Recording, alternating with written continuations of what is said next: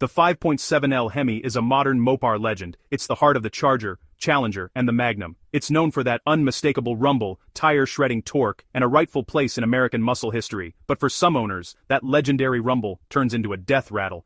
There's a hidden flaw buried inside many of these engines that can turn your muscle car dream into a financial nightmare. It starts as a faint tick, easy to ignore, easy to dismiss as normal valve train noise. But that sound can be your engine slowly destroying itself from the inside out. It's known as the Hemi tick, and if you ignore it, you could be heading toward catastrophic failure. Before getting into the problem, it's important to understand why people love this engine. When Dodge brought back the Hemi in 2003, it was a game changer. The third generation 5.7L had a cast iron block, aluminum pistons, and aluminum crossflow heads with 2 spark plugs per cylinder for a more efficient burn. It delivered strong, usable torque off the line and horsepower that made it a street monster. It earned spots on Ward's top 10 engines list for years. Owners praised the balance of power, sound, and even decent fuel economy for a V8.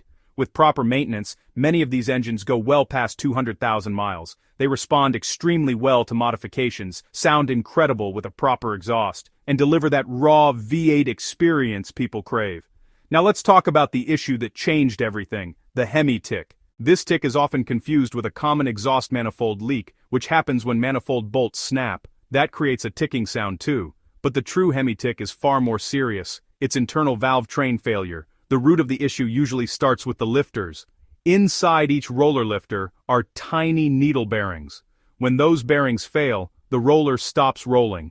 Instead of gliding across the camshaft lobe, it drags and grinds against it. Imagine a skateboard wheel locking up and scraping across concrete. That metal-on-metal contact quickly wears down the camshaft lobe. Once the cam lobe flattens, the valve for that cylinder can't open and close properly. You'll get misfires, a check engine light, and noticeable power loss. Even worse, metal shavings circulate through the engine oil. That can damage bearings, the oil pump, and other internal components. At that point, you're not looking at a minor repair. You're looking at thousands of dollars in damage. A cam and lifter replacement can easily cost $2,000 to $5,000 or more depending on labor and parts. Why does it happen? One major factor appears to be oil starvation, especially during extended idling and low RPM operation. At idle, oil splash to the camshaft and lifters is reduced.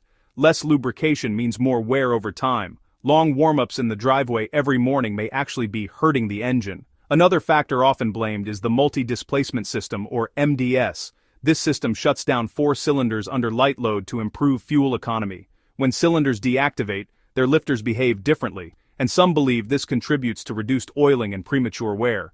That said, lifter failures have also occurred on non-MDS engines, which suggests that part quality and specific production years played a major role. So, which years are the riskiest?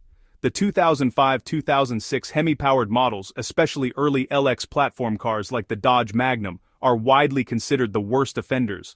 These early cars had multiple issues beyond just lifters, including stalling after refueling and general build quality concerns. Engine failures and ticking complaints were more common during these years. The next caution zone is roughly 2009-2012. In 2009, Dodge introduced the updated Eagle Hemi with variable valve timing. It brought more power and improvements, but lifter failures didn't disappear. Many mechanics report that 2011-2012 models had a higher rate of cam and lifter problems. This period also aligns with Chrysler's bankruptcy recovery, and there has been speculation that lower quality components may have been used during that time.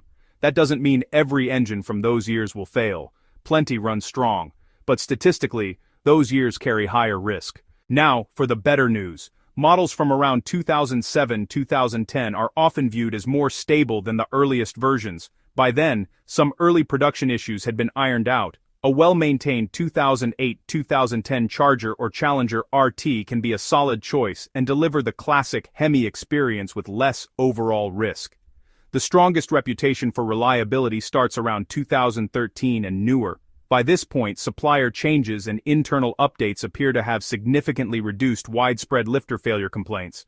Many owners report excellent long-term durability from 2015 onward, with engines reaching 200,000 to 300,000 miles when properly maintained. Models from 2017-2023 are often cited as the most refined and reliable versions of the 5.7L. These engines represent years of incremental improvements and tend to show fewer widespread valve train failures compared to earlier production runs.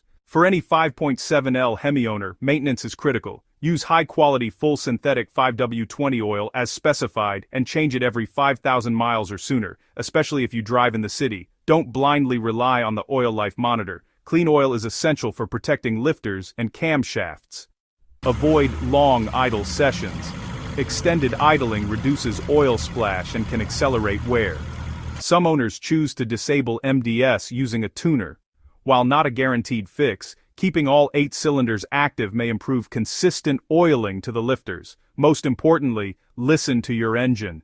A persistent metallic ticking that doesn't fade as the engine warms up should never be ignored. Catching a failing lifter early can sometimes prevent total camshaft destruction. The 5.7L Hemi is a tale of two realities. In some years, it's one of the most charismatic and durable modern American V8s ever built. In others, it can become an expensive headache. If you avoid the highest-risk early years like 2005-2006, approach 2009-2012 with caution, and focus on well-maintained 2013 and newer models, you dramatically increase your odds of owning a powerful, reliable V8 that will last for hundreds of thousands of miles. Choose the right year, maintain it properly, pay attention to warning signs. Do that, and the Hemi becomes what it was always meant to be, an icon that delivers power, sound, and longevity without the gamble.